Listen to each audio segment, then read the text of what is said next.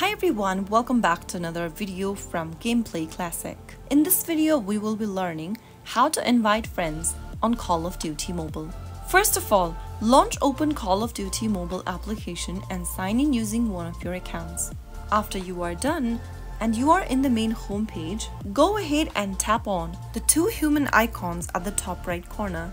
Under Friend, click on the Friend Recruit option and then go ahead and click on the Invite button at the bottom. Select any one social messaging platforms available in the display. You can also tap on More and then directly select a contact you would like to invite on Call of Duty. Simply go ahead and send the message to them. Once your friend accepts your request, you can then start a match with them. So that is how you will be able to invite friends on Call of Duty Mobile.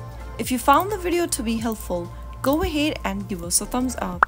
Don't forget to subscribe to our channel by hitting the subscribe button. Press the bell icon so that you'll never miss another upcoming upload from us. I will be back again in the next video. Thank you for watching.